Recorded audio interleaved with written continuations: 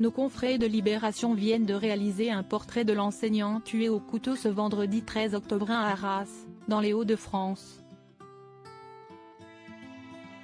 Ses élèves le considéraient comme un bon professeur, très gentil, toujours le sourire, accueillant.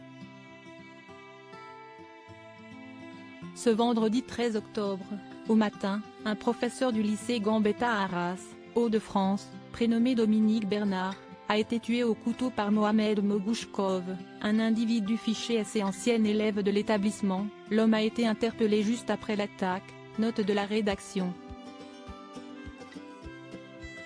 Nos confrères de Libération viennent de réaliser un portrait de cet enseignant de 57 ans, afin de savoir et de comprendre qui il était, et comment il était perçu par les personnes qui le côtoyaient. Ce père de 3 enfants et agrégé de lettres modernes n'avait jamais eu de passif, un quelconque différent avec cet élève. Pourquoi lui? Il était au mauvais endroit, au mauvais moment, s'est désolée Elisabeth Alain Moreno, secrétaire générale du SEUNSA. Elsa, élève en BTS à Gambetta Carnot, l'a eu comme professeur. Elle se souvient de sa dégaine, toujours avec ses lunettes, ses chemises à carreaux et son petit sac en bandoulière. Ça me fait mal au cœur, si esti un très bon professeur, très gentil, toujours le sourire, accueillant, on passait des récrés avec lui à blaguer, a-t-elle regretté. Avant de se souvenir de tous ces moments de franche rigolade qu'elle a pu vivre avec l'enseignant. Elle a également lu beaucoup de livres qu'il leur avait conseillés. Quant à Grégoire, 16 ans et élève du lycée, il le voyait comme quelqu'un de très sympa et très joyeux, qui vivait sa vie tranquillement. Il ne l'a jamais eu en cours mais l'a souvent croisé dans les couloirs de l'établissement.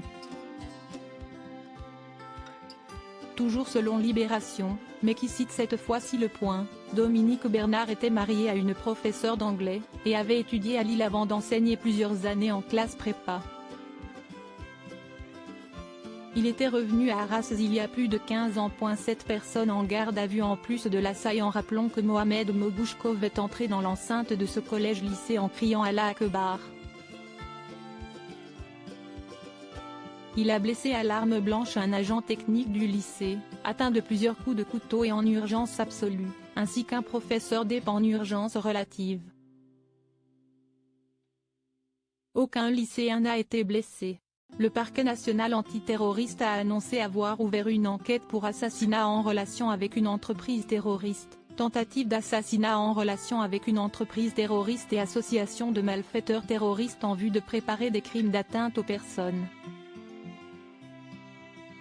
Outre l'assaillant, 7 personnes sont actuellement en garde à vue dans le cadre de cette enquête, viennent de rapporter nos confrères de BFM TV. Enfin, précisons que la famille de Samuel Paty, ce professeur d'histoire-géographie qui a été décapité le 16 octobre 2020 près de son collège à Conflans-Sainte-Honorine, Yvelines, a tenu à réagir suite à cette attaque, se disant alors anéanti par ce drame.